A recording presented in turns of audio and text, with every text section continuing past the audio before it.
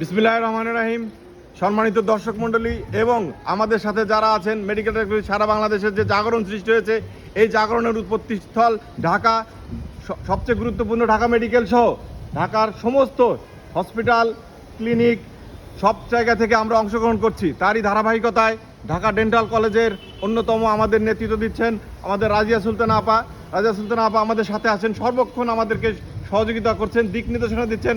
আপাকে সঠিক আরেকটু দিক নির্দেশনা সহ যুক্তিযুক্ত বক্তব্য তুলে ধরার জন্য অনুরোধ করছি। বক্তব্য দিচ্ছেন medical technologist Razia Sultana, Dhaka dental college hospital. এক দফা এক দাবি, দশম গ্রেড, দশম গ্রেড, দশম গ্রেড, দশম গ্রেড, এক দফা এক দাবি, এক দফা এক দাবি, দশম গ্রেড, দশম গ্রেড। বিসমিল্লাহির রহমানির রহিম। দশম গ্রেড বাস্তবায়ন পরিষদ কর্তৃক ঘোষিত কর্মসূচি অনুসারে আজকে আমরা তৃতীয় দিনের মতো কর্মবিরতির কর্মসূচি পালন করছি।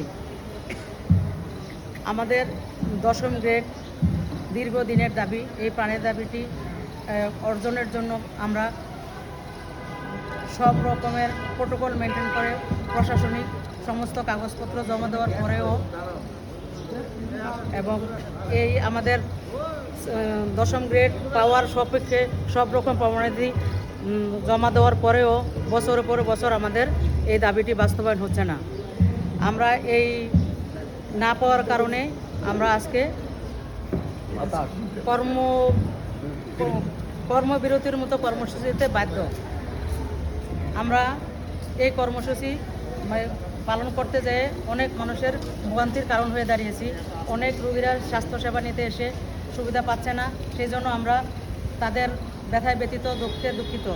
কিন্তু আমরা দীর্ঘ বছর প্রায় 3 যুগেরও বেশি সময় ধরে এই কষ্টে বা ইয়েতে আছি। সেটা যদি আমাদের সরকার নজরে এনে আমাদের কষ্ট লাঘব করে, আমাদের প্রজ্ঞাপন জারি করে দেয়, তাহলে আমাদের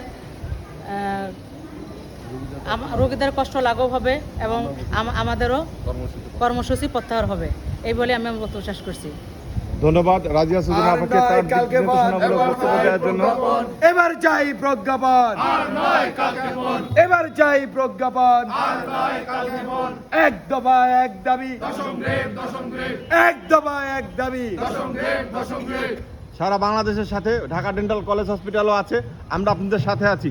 আমাদের দাবি আদায় না হওয়া পর্যন্ত এই আন্দোলন চলতেই থাকবে। সবাইকে ধন্যবাদ সঙ্গ দেওয়ার জন্য। আসসালামু আলাইকুম, দেখা হবে আবার।